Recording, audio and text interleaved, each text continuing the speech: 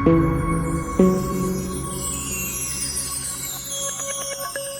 कहानी है टुनटुनपुर नामक एक जंगल में रहने वाली एक गरीब चिड़िया की, जो अपनी बेटी के साथ एक टूटे फूटे घर में रहा करती थी। वो दूसरे के घर में काम करके गुजर बसर करती थी। एक दिन की बात है, जंगल में आंधी के साथ बहुत जोर से बारिश रही थी, जिसकी वजह से टोनी का घर बहुत जोर से हिलने लगता है। तो टोनी चिड़िया की बेटी कहती है, देखो ना माँ, हमारा घर बहुत जोर से हिल रहा है।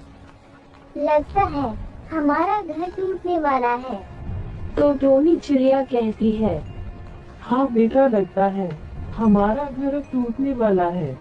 जल्दी से चलो कहीं और चलते हैं, नहीं तो हम इस घर में दब जाएंगे।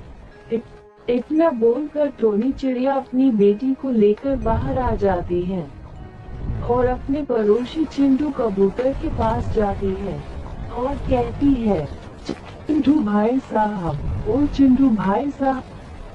हाँ, तो वो टोनी, क्या काम है? इतनी तेज आंधी की वजह से हमारा घर टूट रहा है और इतनी जोरों की बारिश भी हो रही है। क्या आप अपने घर में कुछ देर रहने के लिए जगह दे सकते हैं क्या? तो चिंटू कबूतर कहता है, ना बाबा ना, मेरा घर इतना मजबूत नहीं है जो इतने लोग का वजन संभाल ले। मैं तुम्हें अपने घर में जगह नहीं दे सकता। जाओ जाओ, तुम अपना ठिकाना कहीं और ढूंढो। चिड़िया वहाँ से चली जाती है। तब टोनी अपनी दूसरी पड़ोसी कालू कौवा के पास जाती है और टोनी कहती है, कालू भाई साहब, ओ कालू भाई साहब। टोनी बोले, बोलो क्या बात है?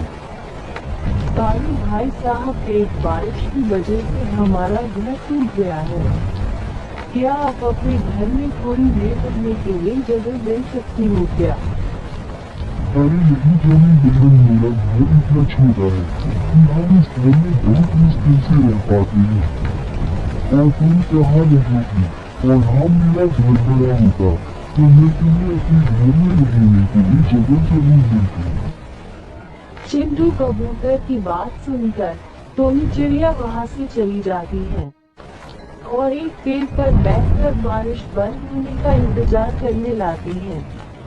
कुछ देर बाद बारिश बंद हो जाती है तो टोनी चिड़िया अपने घर जाकर देखती है कि उसका घर तेज आंधी की वजह से टूट चुका है।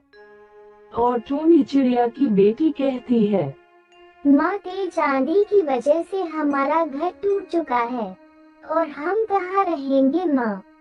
तुम चिंता न करो मेरी बेटी, ये घर टूट भी गया तो क्या हुआ, हम अपने लिए एक दूसरा घर बना लेंगे। इतना बोलकर चिड़िया वहाँ से चली जाती है। टोनी चिड़िया अपनी बेटी को लेकर जंगल में लकड़ी लेने जा रही थी। तभी उसने देखा कि एक बुरा लकड़हारा एक हरे भरे पेड़ को काट रहा था। आज तो मैं इस पेड़ को काट कर मुझे इतनी सारी लकड़ियाँ मिलेगी जिन्हें मैं बेचकर अमीर हो जाऊंगा। हाँ हाँ हाँ। और चिड़िया वहाँ आती है तो चिड़िया की बेटी कहती है, देख रही हो माँ, ये दुष्ट लकड़हारा पैसे की लालच में इस हरे भरे पेड़ को काट रहे हैं। है बेटी, मैं भी देख रही हूँ कि कैसे ये भाई साहब इस हरे भरे पेड़ को काट रहे हैं। माँ जल्दी चलो माँ, इस लालची अंकल से इस हरे भरे पेड़ को बचाते हैं। अपनी बेटी की बात सुनकर टोनी चिड़िया लकड़हारे के पास जाती है और कहती है, अरे ओ लकड़हारे भैया, इस सुंदर पेड़ को क्यों काट रहे हो? भला देखो ना, ये पेड़ तो सूखा भी नहीं है और इस पेड़ पर कितने सुंदर सुंदर आम लगे हैं। लकड़हारा कहता है, क्यों चिड़िया, तुझे इससे क्या मतलब? तू क्या यहाँ से जाकर अपना काम कर समझी? तो टोनी चिड़िया की बेटी कहती है, लकड़हारे अंकल के इतना सुंदर पेड़ है, मत काटो इसे। लकड़हारा कहता है, तुम लोग जाते हो यहाँ से या बताओ तुम्हें आए बड़े मुझे रोकने वाले। लालची लकड़हारे की बात सुनकर टोनी चिड़िया को गुस्सा आ जाता है और वो अपनी चोंच से लालची लकड़हारे को मारने लगती है। टोनी की चोंच की मार से लकड़हारा घबरा जाता है और वो वहां से भाग जाता है। लकड़हारे के भाग जाने के बाद टोनी चिड़िया वहां से जाने लगती है। तभी उसे अचानक एक आवाज सुनाई देती है।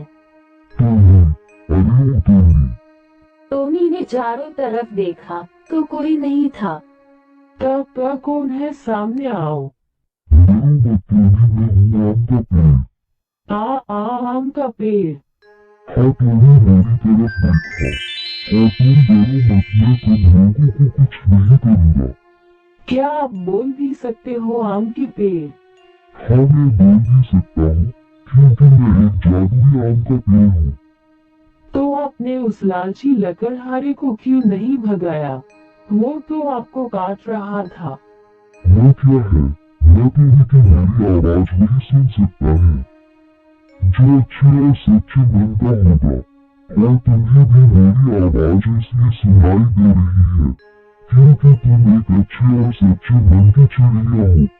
अच्छा, तो जादुई पेड़ में चलती हूँ क्योंकि मुझे लकड़ियाँ लेने जंगल में जाना है। भला तुम लकड़ियों का क्या करेगी? क्या बताऊं पेड़ भैया, कुछ देर पहले ही हमारे जंगल में आंधी आई थी जिसकी वजह से हमारा घर पूरी तरह से टूट गया था और हम अपने लिए एक अच्छा सा घर बना सके, इसलिए हम जंगल में लकड़ी लाने जा रहे हैं। तुम चिंता न करो टोनी, मैं तुम्हें एक जादुई आम देता हूँ। तुम इसे हाथ में लेकर जो भी मांगोगे मैं तुम्हारी इच्छा को तुरंत पूरी कर देगा। इतना बोलकर जादुई पेड़ ने टोनी को एक आम दिया। उस आम को लेकर टोनी चिड़िया अपने घर आई और आम से बोली, ए जादुई आम, तुम हमारे लिए एक घर बना दो। टोनी की बात सुनते ही जादुई आम ने जादू से एक आम का घर बना दिया जिसमें टोनी अपनी बेटी के साथ खुशी खुशी रहने लगी। तो दोस्तों, आज की थी ये नई कहानी। तो दोस्तों, चैनल को सब्सक्राइब कर दीजिए और इस वीडियो को लाइक कर दीजिए।